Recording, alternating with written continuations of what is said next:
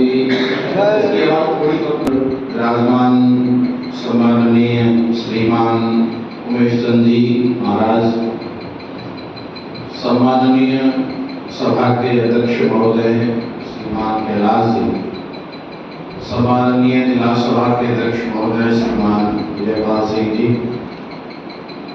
आर्य समाज के सम्माननीय सुयोग्य नेतृत्व प्रदान कर रहे श्रीमान रमाकांत सारस्वत जी, अरे ऐसे मत करो, छोड़ा ही विभव नगर आर्य परिवार और गुरुकुल की जिम्मेदारी से जो भूमिका निभा रहे हैं, पूरे आगरा नगर के प्रतिष्ठित और इस समय आपके मन में एक सुंदर योजना चल रही है, उस पर कुछ काम होना चाहिए।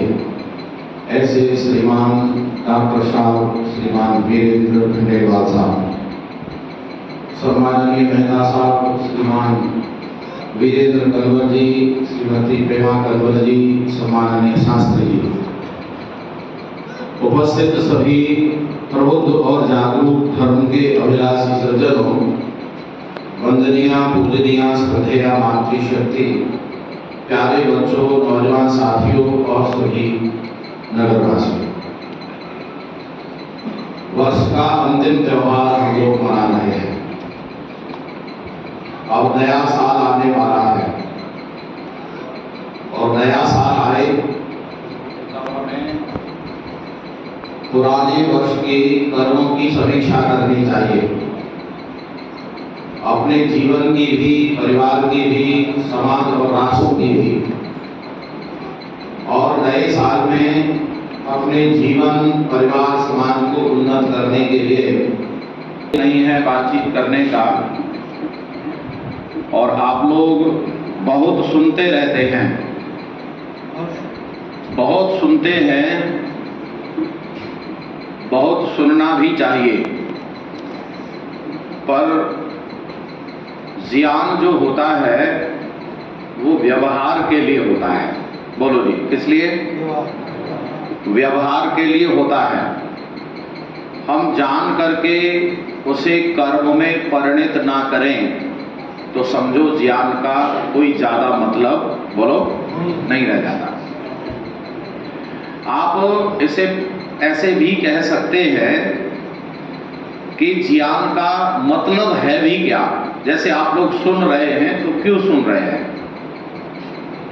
आप इसे अपने आप से आज रात को बैठकर एकांत में पूछिएगा कि हम जो जान रहे हैं, सुन रहे हैं, पढ़ रहे हैं, तो उसका क्या मतलब है। और जानकारी कर ली तो किस लिए की है? तो मैंने जो अनुभव किया है वो ये है कि हम ज्यादातर दूसरों को बताने के लिए सुन रहे हैं, दूसरों को बताने के लिए सुन रहे हैं, अपने व्यक्तिगत व्यवहार को सुधारने के लिए, बोलो, नहीं सुन रहे हैं। तो हम कोई ज्यादा बढ़िया नहीं कर रहे हैं। सुनना बहुत जरूरी है, क्योंकि सिद्धांत कहता है, 4 बातें कहता है सिद्धांत। पहला है श्रवण,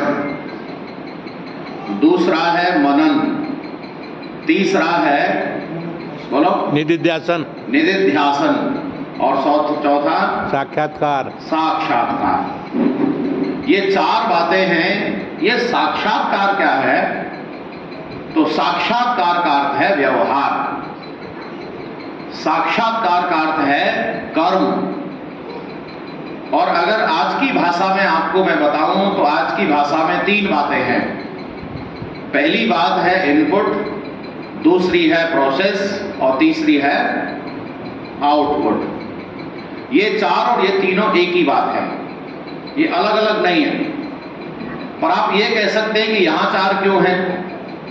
तो ये जो निधिध्यासन है, ये प्रोसेसिंग का फाइनल स्टेज है। ये कोई अलग से बिंदु यहां प्राचीन काल में बना हुआ है, आज उसकी जरूरत अलग से अनुभव नहीं हुई है, इसीलिए 3 भागों में बांट कर दे दिया है। जैसे हम कोई लेटर टाइप कर रहे होते हैं, तो लेटर टाइप कर लिया या कोई कुछ बना लिया, फाइनल देख लिया, अब उसका प्रिंट आउट निकालना है तो प्रिंट आउट निकालने के लिए क्लिक करने से पहले वाली जो स्थिति है उसका नाम निधिध्यासन है। मेरी बात पहुंच रही है अब तक? निर्णायक स्थिति का नाम निधिध्यासन है। और ये सारा काम यहां से शुरू होता है, श्रवण से। बोलो जरा एक बार, किससे? श्रवण। और यहां श्रवण का अर्थ केवल सुनना नहीं है।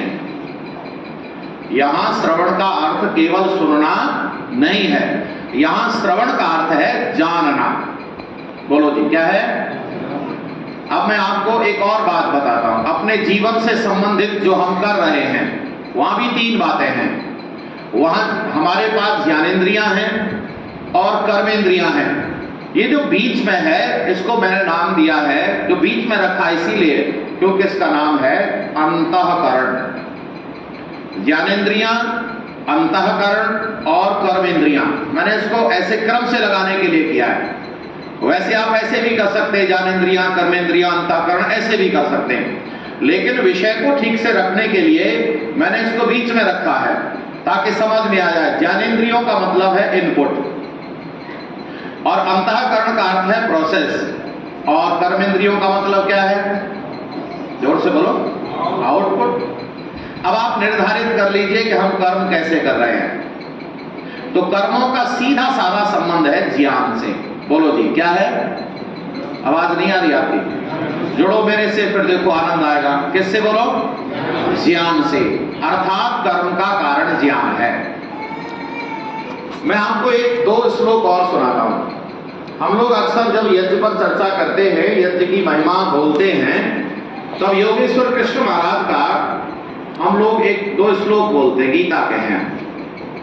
अन्नात् भवन्ति भूतानि पर्जन्यात् अन्न संभव, यज्ञात् भवत पर्जन्यो यज्ञ कर्म समुद्भव, कर्म ब्रह्मोदमं विद्धि ब्रह्माक्षर समुद्भवम्, तस्मात् सर्वगतं ब्रह्म नित्यं यज्ञे प्रतिष्ठितम्। जरा ध्यान से सुनना, यहां पर अनेक कारण कार्य बताए गए हैं। मैं क्रम से चलता हूं, समय बहुत कम है। मुझे आपके बीच आज कुछ और एक अभी भूमिका बना रहा हूं ताकि हमें पता चले हो क्या रहा है, ये सिस्टम चल क्या रहा है, हम लोग ऐसा कर क्यों रहे हैं, ये पता चलेगा। तो यहां आइए, पहले हम मूल को पकड़ते हैं। यहां पर सबसे पहले बताया है अन्नात् भवन्ति भूतानि। भूतानि शब्द का अर्थ है प्राणी। मैं, आप और सारे संसार में जितने जंतु हैं उन सबके जो शरीर है वो अन्न से होते हैं। ये आयुर्वेद के आधार पर कहा, वहां कारण पूछा गया है। एक बार बहुत बड़ी सभा लगी, वहां प्रश्न रखा गया हमारे शरीर और शरीर के रोगों का कारण क्या है। तो वहां महर्षि आत्रेय ने उत्तर दिया था, हमारे शरीर और शरीर को रोगों का कारण आहार है। बोलो जी, क्या है? आहार है। आहार भोजन, भोजन से रस, रक्त, मांस, मेद, मज्जा, अस्थि, रज और शुक्र बनता है, जिससे नई संतान पैदा होती है। अर्थात हमारा जो शरीर बना है वो भोजन से बना है। तो यहां कहा अन्नात्। अन्न का अर्थ अनाज नहीं है, अन्न का अर्थ क्या है यहाँ? आहार। अन्नात् भवन्ति भूतानि, प्राणी अन्न से होते हैं। अन्न कहां से होता है? अन्न बरसात से होता है। बरसात कहां से होती है? बरसात यज्ञ से होती है। यज्ञ किससे होता है? यज्ञ कर्म से होता है। कर्म किससे होता है? कर्म ज्ञान से होता है। मैं यहां ये बात बताने के लिए आपको ये बात बता रहा हूं। बोलो जरा, कर्म किससे होता है? ज्ञान से होता है। ज्ञान किससे होता है? ज्ञान वेद से होता है। वेद कहां से आता है? वेद परमात्मा से आता है। तब वहां कहा तस्मात् सर्वगतं ब्रह्म नित्यं यज्ञे प्रतिष्ठितम्। इसीलिए यज्ञ में परमेश्वर नित्य प्रतिष्ठित है। हम लोग यज्ञ की महिमा सुनाते हैं इसको लेकर, लेकिन इसमें कई चीजें बताई गई हैं। हम लोग अलग अलग प्रसंगों में भी ले सकते हैं। तो यहाँ प्रसंग बस मैंने आपको ये दिया है, हमारा कर्म ज्ञान पर आधारित है। बोलो जरा एक बार, हमारा कर्म ज्ञान पर आधारित है। और आप बिल्कुल सीधे सीधे कह सकते हैं, आओ महाराज, हम लोग बिल्कुल सीधे सीधे कह सकते हैं, गिरता है विचार तो गिरता है आदमी, और उठता है विचार तो, बोलो जरा एक बार, उठता है आदमी। ये जो विचार है, विचार नाम वेद का है। और आजकल एक कोई संदेश चला है दिमाग में तो उसको भी विचार कह देते हैं, थॉट कह देते हैं। और मैं यहां पर बिल्कुल सीधे सीधे साफ भाषा में बताना चाहता हूं। वैसे मैं इस प्रसंग की जो चर्चा करता हूं ये कई दिन में होती है, एक एक दो दो घंटे अगर मैं रोज बोलूं तो 7-8 दिन में पूरी होगी। लंबे व्याख्यान जहां कई कई दिन के होते वहां बोलने का अच्छा आनंद मिलता है। यहां तो मैं बिल्कुल सीधे सीधे आपको बताना चाह रहा हूं, हमारा जीवन का जितना व्यवहार है वो हमारे डेटा पर आधारित है। जोर से बोलो जरा एक बार, किस पर आधारित है? मैंने डेटा शब्द प्रयोग जानबूझ के किया है, अंग्रेजी का, क्योंकि डेटा से नौजवानों को जल्दी समझ में आएगा। सारा का सारा खेल जितना है वो सब डेटा का है, वैचारिक व्यवस्था है। और आज वैचारिक प्रदूषण ज्यादा है, और वैचारिक प्रदूषण के कारण ही व्यक्ति अलग अलग तरह के व्यवहार कर रहा है। एक चोरी करता है, एक दान देता है। एक व्यक्ति सम्मान की बात करता है, एक अपमान करता है। एक महिलाओं के सम्मान के लिए प्राण तक देने को तैयार है, और एक व्यक्ति महिलाओं का सम्मान ऊंचे पद पर बैठ करके कर रहा, अपमान कर रहा है। और कमाल की बात तो यह है, आपको ऐसे लोग मिलेंगे जो ये कहेंगे हम मर जाएं कोई बात नहीं, पर आपको परेशानी नहीं आने देंगे। पर ऐसे लोग भी हैं जो ये कहते हैं हम मर जाएं कोई बात नहीं, पर आपको चैन से नहीं रहने देंगे। क्या है ये? केवल और केवल विचार, विचार और बोलो विचार। तो विचारों के शुद्धिकरण का आंदोलन है यार इसमें। बस खोपड़ी बदलनी है, सब बदल जाएगा। केवल खोपड़ी बदलनी है, सब बदल जाएगा, सब कुछ। चलो सरल उदाहरण लीजिए। अब मेरे देश में ऐड होता है, सारे काम ऐड पर होते हैं, सारे एडवर्टाइजमेंट। एक लंबे बाल वाली कोई महिला पकड़ ली जाती है और उससे कहते हैं तुम्हें पैसे मिलेंगे, ऐड देना है। और ठीक वो महिला क्या करती है, अपने बालों को लंबा दिखाती है, होते ही हैं लंबे बाल, क्योंकि ऑलरेडी पहले से ही नेचुरली उसके खान पान से, उसके व्यवहार से, वो अलग बात है, मैं आपको अलग बता सकता हूं, उसके पहले से ही ऑलरेडी बाल लंबे हैं। लेकिन वो कहती है कि मेरे बाल इस तेल लगा करके लंबे हुए हैं। अब वो ऐड पैसा लेकर के ये बात कह रही है, लेकिन मेरी बहनों का दिमाग खराब हो जाता, तेल वही चाहिए। अच्छा बोलो हाँ या ना? वही तेल चाहिए, वही क्रीम चाहिए, वही पाउडर चाहिए, वही सामान चाहिए जो टेलीविजन में बिक रहा है। और दुर्भाग्य है मेरे देश का कि यहाँ गलत चीजों का भी ऐड हो रहा है। यहाँ शराब पीने के लिए लोग बता रहे हैं, लाभ तंबाकू खाने के लिए ऐड दिया जा रहा है। यहाँ बड़े बड़े सेलिब्रिटी जो कहे जाते हैं, जो बड़े बड़े अपने आप को कहते साहब ये बहुत बड़े लोग हैं, वो लोग गलत सामान का ऐड कर रहे हैं। और मेरे देश के लोग कहते जब ये खा रहा होगा तो फिर हमें क्या परेशानी होगी? नहीं बंधु, बहुत बुरा और गलत वातावरण मेरे देश का बन गया है। और मैं इस बात को बिल्कुल सीधी भाषा में कह सकता हूं, मेरे देश का दिमाग खराब किया जा रहा है। बोलो मैं ठीक कह रहा हूं क्या? आवाज नहीं आ रही आपकी? दिमाग कैसे खराब किया जा रहा है? आप इतिहास के पन्ने उठाकर देख सकते हैं। इतिहास के पन्ने उठाना चाहते हो तो आप सबसे पहले आपको एक मंथरा नाम की महिला मिलेगी, जिसने अपना दिमाग तेज करके और केकई का दिमाग खराब कर दिया और राम को वन भेज दिया। क्यों जी, ठीक कह रहा हूं क्या मैं? लेकिन आपने ये नहीं देखा कि अर्जुन ने हथियार डाल दिए थे, उसके दिमाग को भी ठीक किया गया था। और आपके पास सबसे नजदीक उदाहरण है, और ऐसा उदाहरण है कि जो चारों तरफ से बुराइयों से घिरा हुआ, जिसका नाम मुंशी राम है। मुंशी राम शराब पीता है, मांस खाता है, उल्टे काम करता है और नास्तिक है। उसको ठीक करने का काम अगर हुआ तो महर्षि दयानंद के विचारों से हुआ। ऐसे ही अगर आप वाकई में विचार अगर सही से रख सकते हैं, विचारों का खेल इतना जबरदस्त है बंधु, इतना जबरदस्त है कि आप बस में कभी बैठिए, और बस में आजकल भी ऐड होते हैं। एक व्यक्ति आता है और बस की छत में हाथ मारता है, तो लोग सब उसकी तरफ देखने लगते हैं, भाई छत में हाथ क्यों मार रहा है? उसके लिए ध्वनि विस्तारक के लिए कुछ नहीं है, उसके पास लोगों को शांत करने के लिए कुछ नहीं है। उसने छत में हाथ मारा, सब लोग देखने लगे, शांत हो गए। वो कहता भाई देखो बस तो आप लोगों के लिए जाने के लिए तैयार है, पर हमारे लिए कंपनी का प्रचार और आप लोगों का फायदा। 5-7 मिनट लेता है और अपना चूरन चटनी बेच जाता है।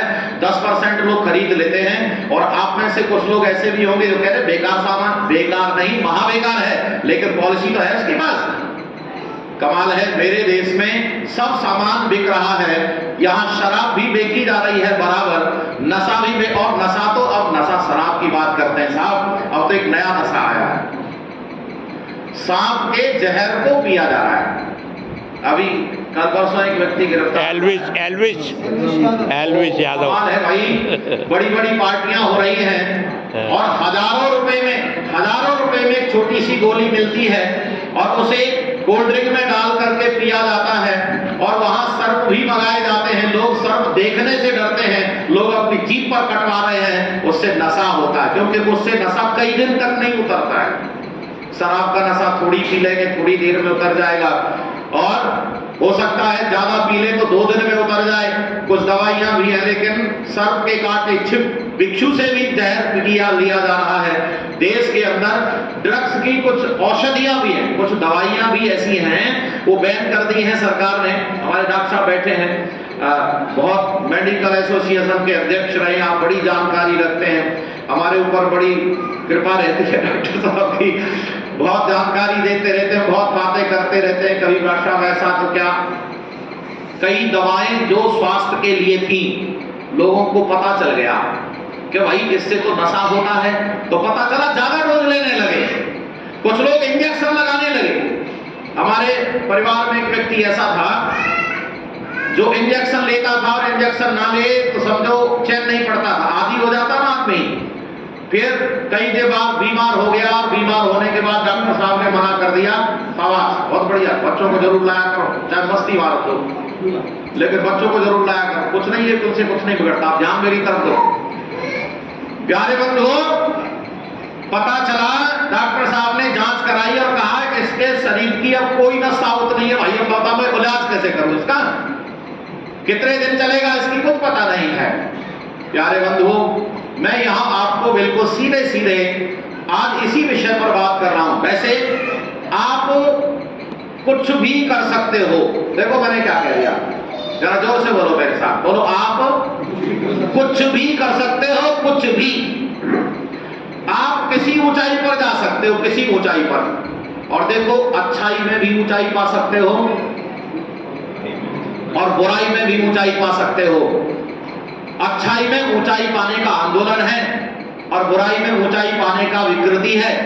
और आजकल हमें तो ऐसा लग रहा है कि अच्छाई से दौड़ में कुछ बुराई आगे निकल रही है। साल भर की व्यवस्था में कुछ समीक्षा करो, आप धर्म करना चाहते हो, आप पुण्य लाभ प्राप्त करना चाहते हो, यह भी जरूरी है, लेकिन इससे पहले वातावरण को बनाना बहुत जरूरी है। किसी ने बहुत अच्छा भजन लिखा था, अरे स्वर्ग की बातें करते हो, पहले धरती पर रहना सीखो, क्या करना क्या नहीं करना ये सीखो। पहले तो यही लोगों को पता नहीं है हमें क्या करना चाहिए। और देखो मैंने जो अनुभव किया है, मैं बहुत लंबे समय से प्रचार यात्रा में हूं और आजकल तो मैं बहुत दूर दूर तक जा रहा हूं, बड़ी अच्छे अनुभव हो रहे हैं तेजी से। चारों तरफ बहुत विकृति है, बहुत विकृति, और चोला बहुत बढ़िया पहना रखा है लोगों ने, भाई बहुत बढ़िया वातावरण है, नहीं वातावरण बहुत बढ़िया नहीं है, बहुत बढ़िया नहीं है। सब कुछ अच्छा हो रहा है, सड़कें बहुत अच्छी बन रही हैं, मकान दुकान बहुत अच्छा बन रहा है, लेकिन जो मनुष्य सारे सामान का उपभोग करेगा उस आदमी का बहुत विनाश हो रहा है। इसको कुछ पता नहीं है जीवन कैसे जिया जाता है, इसीलिए जीवन जीने के तरीके आप बताओ लोगों को। लेकिन एक बात मेरी आज की है, उसे सुनो, फिर मैं थोड़ी बात करके विराम कर दूंगा, समय इतना ही है। दर्शन में एक सूत्र आता है और ऐसा सूत्र है, इसे आप अपनी डायरी में नोट कर लीजिए। जो सफल होना चाहते हैं, सफलता पाना चाहते हैं, किसी भी स्तर पर, किसी भी व्यवस्था में, समाज के प्रचार में भी, वो दर्शन का सूत्र है, सातु दीर्घकाल नैरंतर्य सत्कारा सेवितो दृढ़ भूमि। ये दर्शन का सूत्र है, इससे आप प्रत्येक व्यक्ति सफल हो जाएगा।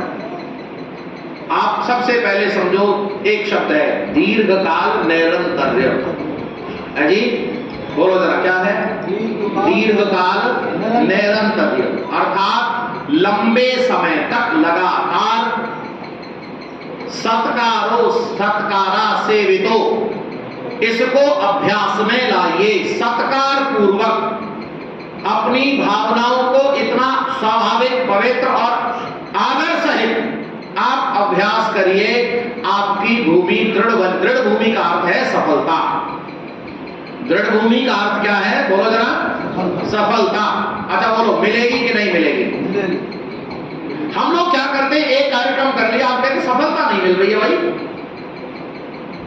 आप कोई पत्थर है उस पर चोट लगाते रहिए और 10 चोट में पत्थर टूटेगा, और आपने लगाई 9 चोट, टूटेगा कि नहीं? और आप तो हताश होकर बैठ गए। एक व्यक्ति आया, उसने चोट मार दी, अरे इसकी वजह से चोट टूटा पत्थर, नहीं, इसकी वजह से नहीं टूटा है। निरंतर अभ्यास जो आपने करना था उतना नहीं आपने किया, इसीलिए हताशा हो गई। आज सफलता हमें नहीं मिल रही है किसी भी क्षेत्र में, उसका कारण एक तो यह है कि हम निरंतर कोई अभ्यास, बोलो जरा एक बार, नहीं कर रहे हैं।